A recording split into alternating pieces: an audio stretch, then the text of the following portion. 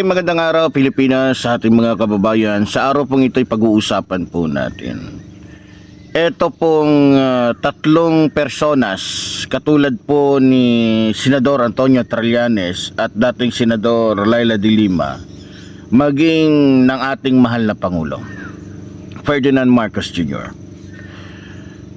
Para po sa akin, maliban na kung sakali na maging Pangulo nga ng bansa itong si Sara Duterte, ang nakikita ko pong pangunahing target po o magiging target nitong mga Duterte ay walang iba.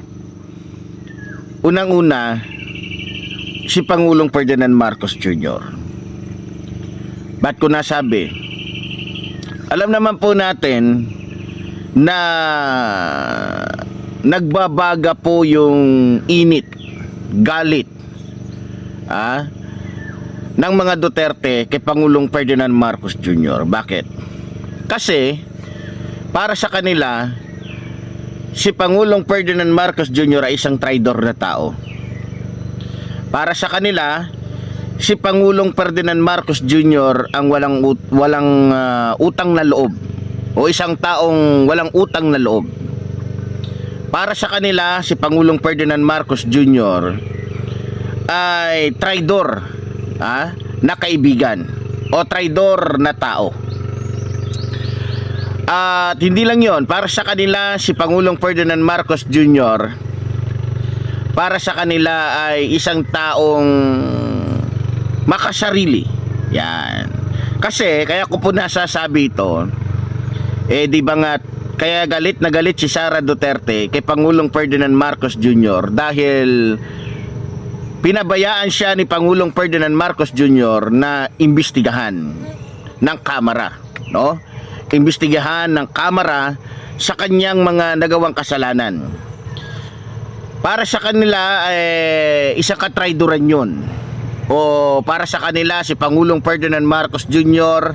ay walang kwentang kaalyado, walang kwentang kaibigan, walang kwentang katim, no? Alam naman natin na sa umpisa pa lang, tiwalang-tiwala si Vice President Sara Duterte na lahat ng kanyang gagawin, lahat ng kanyang iisipin kahit mali ay kukonsintihin ni Pangulong Ferdinand Marcos Jr. Doon siya nagkamali. At hindi nangyari yun, mga kababayan. Kaya sobrang galit po talaga nitong mga Duterte sa kanya. Kaya sinasabi kong siya ang number 1 target kung sakasakali mang maging Pangulo itong si Vice President Sara Duterte. At siguro ang pinakamababang pwedeng mangyari, posibleng mangyari dito kay Pangulong Ferdinand Marcos Jr. ay maipakulong. Alam naman natin ang technique, alam naman natin ang estilo ng mga Duterte na kahit imposible, nagiging posible sa kanila na maipakulong yung isang taong walang kasalanan. Kung maalala ninyo, nangyari po yan dito po kay dating Senador Leila de Lima. At nakita po doon, mga minamahal ko mga kababayan, nasaksihan po natin, na nakita natin kung paano nila nilaro, kung paano nila ginawa, paano nila binuo yung maling paratang o gawa-gawang paratang para lamang po makulong si dating Senador Leila de Lima. Kaya sa nakikita ko, ang pinakamababang magiging sakripisyo o resulta ng lahat ng ito o gagawin ng mga Duterte sa mga Marcos ay yung maipakulong sila ng mga Duterte sa gawa-gawa lamang na mga istorya. Alam naman po natin yan, kitang-kita naman po natin yung kanilang mga naging estilo ng mga nakaraang panahon na pwede nilang gawin uli kung sakali mang si Vice President Sara Duterte ang maging Pangulo. So, isa pa dyan, itong si Senador Antonio Trillanes. Si Senador Antonio Trillanes ay malamang posibleng maipakulong din ng walang dahilan o pwedeng maipakulong na gamit ang kapangyarihan ng isang pangulo kung sakaling si Vice President Sara Duterte nga ay maging pangulo ng ating bansa. Nagawa na nila yan noon, pero dahil nga sa medyo hindi naman masyadong ganun para sa mga Duterte kalaki yung kasalanan o yung nagawa ni dating Senador Antonio Trillanes, kaya medyo hindi tumalab although naimbitahan siya, na-serve sa kanya yung warrant, pero kalaunan nakapagpiyansa din at hindi rin natupad yung kanilang pangarap na maipakulong si dating Senador Antonio Trillanes. So sa nakikita ko, ang pinakamababang sentensya din o pinakamababang ganti na pwedeng iganti ng mga Duterte kay dating Senador Antonio Trillanes ay yung maipakulong din siya ng walang dahilan, na pwede nilang, kita nyo naman ngayon, di ba? Sa 18 saksi pa lang nagagawa nila Vice President Sara Duterte kasama yung kanilang mga kaalyado na gumawa ng mga istorya gamit yung 18 mga Marines di umano na puro lamang binayaran, mga minamahal ko mga kababayan. So sa nakikita ko, kung si Sara Duterte na ang magiging pangulo, baka masigit pa dyan. Baka bumuo sila ng isang kwento. Naalala ninyo si Kerwin Espinosa ba yun? Yung taga Albuera, Leyte, mayor ng Albuera, Leyte ngayon, na naging instrumento para maipakulong si dating Senador Leila de Lima, na kung saan ay sumaksi siya at nagpatotoo na totoo yung mga ebidensyang inilatag o ipinakita ng mga Duterte. Ngayon, posibleng yan din po ang mangyari dito po kay dating Senador Antonio Trillanes. Sa nakikita ko, dahil kitang-kita naman po kung gaano po kahusay, gaano kagaling o gaano ka notorious, kung gaano ka grabe gumawa ng istorya, ito pong ating mga kalaban, mga minamahal ko mga kababayan. Kaya para sa akin, yung buhay ni Pangulong Ferdinand Marcos Jr. maging ni dating Senador Antonio Trillanes ay maaaring malagay sa alanganin o makikita natin na manganganib talaga pagdating ng panahon na kung sakali po na itong si Sara Duterte nga ay maging pangulo ng ating bansa. Ngayon, dito naman kay Leila de Lima, dating senador, posibleng ganun din at baka mas higit pa yung gawin sa kanya, no? Baka mas triple pa yung gawing kaso laban sa kanya at posibleng yung mga na-dismiss na kaso niya ay maibalik at maaaring sa loob ng ilang taon na si Sara Duterte ay maging pangulo, maaaring masigit pa doon yung kanyang kumbaga sa masigit pa doon, mas mataas pa doon yung kanyang pananahan o magiging kumbaga sa sa kulungan o sa kanyang pananatili sa kulungan. So nakikita ko na, mga minamahal ko mga kababayan, na talagang magiging masalimuot yung magiging buhay po nitong tatlong personas na ito, no? At maliban doon sa nabanggit ko na tatlong personas, ay maaaring may iba pang mga kaalyado itong ating pangulo na maaaring ganun din ang mangyari, na masampahan ng kaso, magawan ng kaso, maipakulong para para makapaghiganti itong mga Duterte.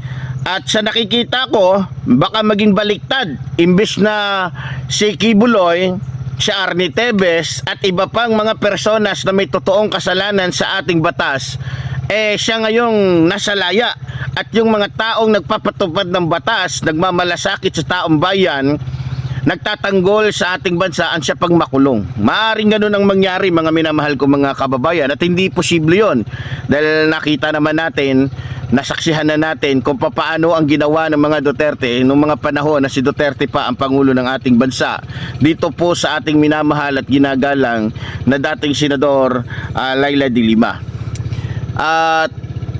Pero depende pa rin yan kung itong si George Garcia ay magiging totoo at hindi magiging kasangkapan ni Vice President Sara Duterte sa 2028, maaaring kung hindi man ang mga Marcos ang manalo o yung mga manok nila, ay maaaring ang kapangyarihan bilang isang pangulo ay mapunta po sa mga pinklawan o di naman sa mga dilawan.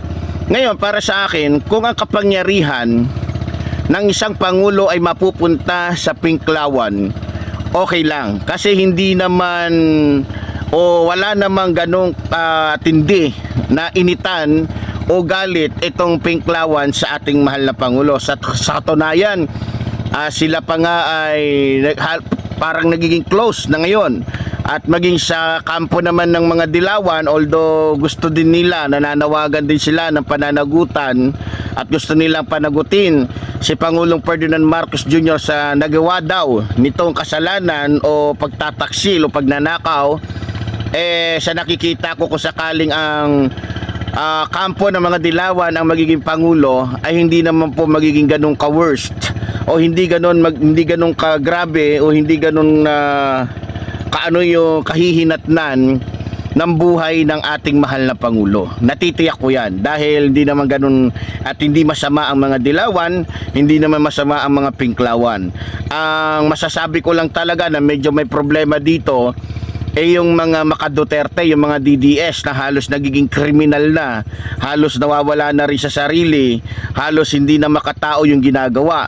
Para na silang nagiging bandido, para na silang nagiging mga tulisan. Kita nyo naman yung ginawa nilang mga rally ng mga nakaraang mga buwan, nanunog na sila, nanakit na ng mga pulis, ganun sila ka So balita ko, yung iba doon mga Duterte talaga, karamihan, kitang-kita naman. So hindi na rin ako magtataka dahil balita ko din yung mga gumawa ng ganung mga eksena ay puro na bayaran lamang. So kumagat lamang sa patalim dahil nga sa kawalan ng pera. So yan ang sinasamantala ngayon ng mga Duterte.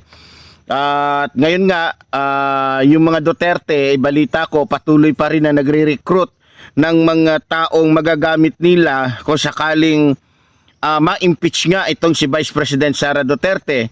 Pero may tumawag sa akin na kung di ako nagkakamali, taga DILG, at ang sabi nga, bantay sarado na ang mga Duterte ngayon. No? Bantay sarado na at talagang lahat ng kilos nila, lahat ng plano nila ay halos inaalam, tinitiktikan para nang sa ganon ay hindi sila makaarte. No? So, ganun pa man, sana po ay gumawa ng paraan ang Diyos na hindi matupad o hindi mangyari yung masamang plano ng mga Duterte. Dahil alam naman natin na ang utak po ng mga Duterte ay utak kriminal. Ang utak po ng mga Duterte ay utak demonyo na kung saan ay talagang walang awa kung pumatay, walang awa kung manloko sa taong bayan, walang awa sa ating bansa. Kita nyo naman, ang mga Duterte ay mas pabor po sa bansang China. Mas pabor po sila na maging probinsya na lamang tayo ng bansang China. So kitang-kita po natin na ang mga Duterte ay talagang hindi po dapat maging leader dahil unang-una makikinabang po sa kanilang kapangyarihan ay yung mga Chinese drug lords. At hindi lamang po yun, pati yung bansang China na kung saan ay posibleng manakop sa atin sa pamamagitan po ng kanilang estratehiya na kung saan hindi na po nila dinadaan sa gera yung pananakop sa ating bansa, kundi dinadaan na lang po nila sa pera-pera, dinadaan na lang po nila sa mga estilong hindi masyadong halata pero unti-unti na nakikita, mga minamahal ko mga kababayan. So ganun pa man, alam ko may awa ang Diyos at sana ay protektahan ng Diyos ang ating Pangulong Ferdinand Marcos Jr., maging ang ating dating Senador Antonio Trillanes, maging si Senador Laila de Lima at iba pa mga kaalyado ng ating Pangulo na posibleng malagay sa alanganin o manganib ang buhay. So muli po, tulad po ng sinasabi ng inyong lingkod, mabuhay po ang ating inang bayan, mabuhay po nagmamahal sa ating inang bayan. Maraming salamat po.